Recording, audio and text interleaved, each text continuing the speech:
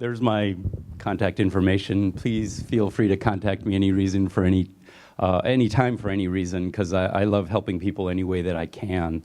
I'm going to talk about open hardware, and it involves, for me, a project, as an example, which I've made a living on for the last 13 years, which is TV Be Gone, which I'll mention later.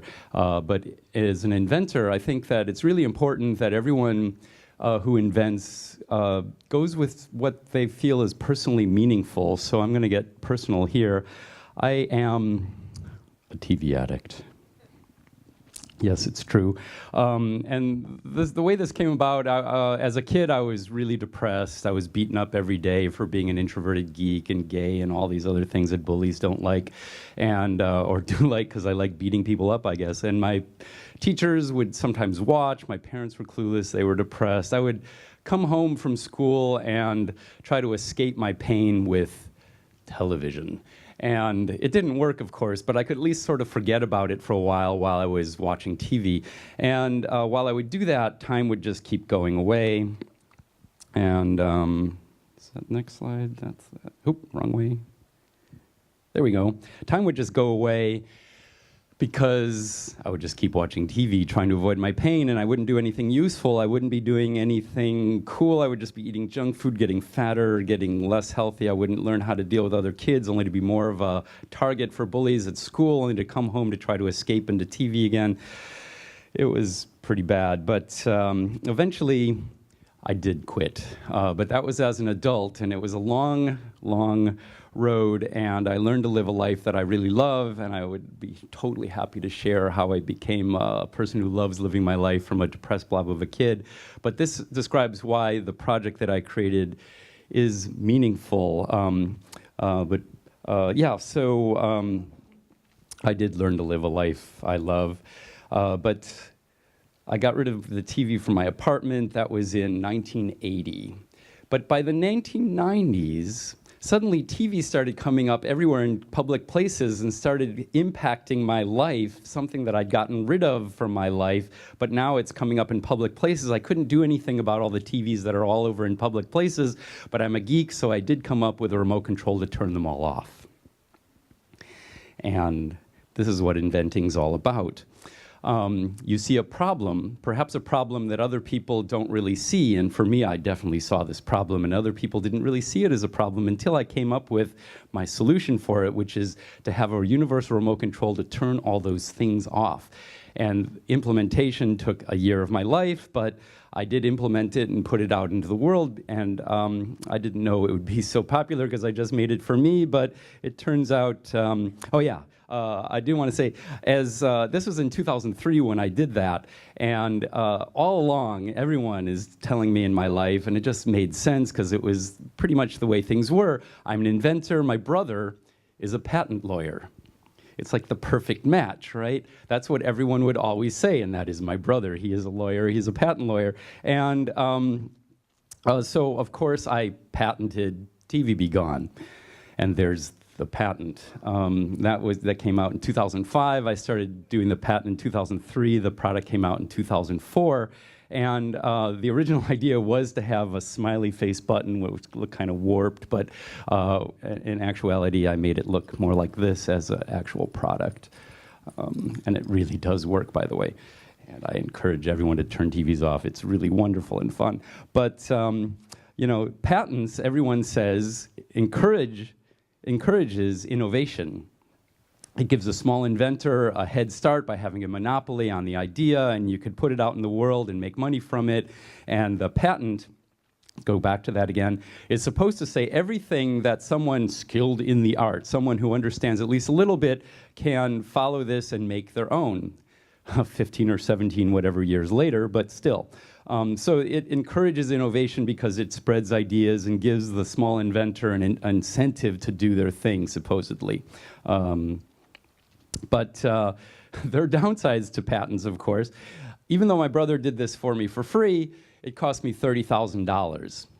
I didn't realize that when I started, but if you're going to have a useful patent, it has to be good not only in the United States, where I came from, and it definitely needs to be good in the United States no matter where you come from. It also has to be good in Europe and also China, and it has to be translated in all these languages and technical legalese. It's expensive. So anyways, I did it, and the first day of sales became super, it changed my life forever because it was super popular. My website crashed from so much activity. I got called by National Public Radio in the United States, and People Magazine, Fox, BBC, Radio France, Deutsche Welle, on and on and on. I became a public speaker, even though I'm an introverted geek, and I got invited to all these things, including, try that again, including hacker conferences. And I never even heard of hacker conferences, but they changed my life also forever for the positive. These are places where all these people come and share their projects, enthusiastically learning your project. And it was amazing. Thousands of people who love what they do, and I've been going to them ever since. That's what all these are. But one thing that really surprised me was that all these people saw that my thing was patented, and they gave me a lot of grief for that. It's like, why are you stifling innovation? It's like, stifling innovation? Patents are supposed to be supporting and encouraging innovation. What do you mean stifling? And I'm like, well, I spent a year of my life on this. I shouldn't have everyone just be able to copy it, right? There could be evil manufacturers that only care about money, and they're just going to do it for money and not for the real reason. And if it's patented, maybe people won't copy it and just do it for the money. And it didn't make sense to them, and it really didn't sit well with me. And I started thinking about it, and it really was a paradigm that I just accepted without thinking about. The paradigm is really like, this thing that I made is mine. Don't touch it. I'll sue your ass if you come near me. Don't come near me. And this paradigm has made a lot of money for some small number of people. But it really has stifled invention and innovation. People cannot freely use something until the patent expires. And so I was thinking about open software, which had existed for a long time, but back then in the mid-2000s, there really wasn't open hardware. But really what I wanted to do was put this thing out, something that affected me so personally, TV, and I had a way to turn it off. I could share that with others, and that's what I did with my product, TV Be Gone. I wanted to put this out there. And indeed, I have made a living on this for the last 13 years, this open project. And I opened it up after that first hacker conference. And I've made money on it, me and 12 friends. Other people since then have made lots of money on open hardware. And it doesn't stifle innovation, it encourages it. I put it out there helping people as I can.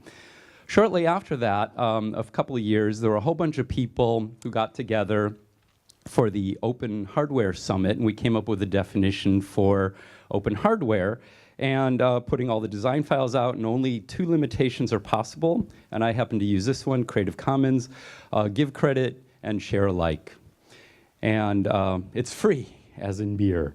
And people helped me for free. Creative people helped me and made my product better for free. That wouldn't happen with a proprietary product. People make my thing, they share it with everyone, they're enthusiastic, they tell everyone, and there's even people who made it.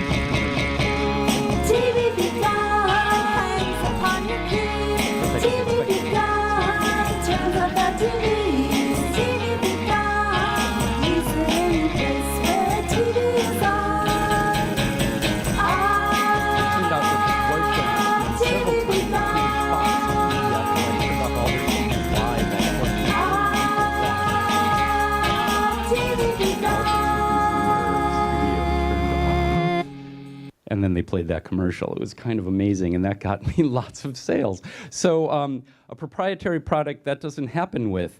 Also, you get a lot of goodwill. If you help people, people tend to like that. And that doesn't happen with a proprietary product either. But the best thing is, I put this out in the world so people could benefit from it. And if people copy it, then more people benefit. It's win-win-win all the way around. Why would I not want to do that? The more TVs turn off, the better the world gets. That wouldn't happen with a proprietary product. So, but one thing that does help if you're going to make money is to have a trademark. So there's pluses and minuses with this too, but if people want to put something out in the world, it is nice that if you're using my name, that it's something that I agree and made an agreement with them, and a lot of people have used my name with my permission. The only downside I can think of is that if it's a business-to-business product or project, maybe there's no community around it, and maybe that's not so advantageous. I don't know, maybe it is, but that's just something to consider. But if there's violations, the only thing you can do if you patent it is to hire lawyers and spend hundreds of thousands of euros or dollars and months of your life. If you have a open source, it's really the same thing. You can go to court and spend all that money. But you do have goodwill. People will be willing to help you. And my recommendations, share. It's good for you. It's good for everybody else. Thank you for your time. Oop.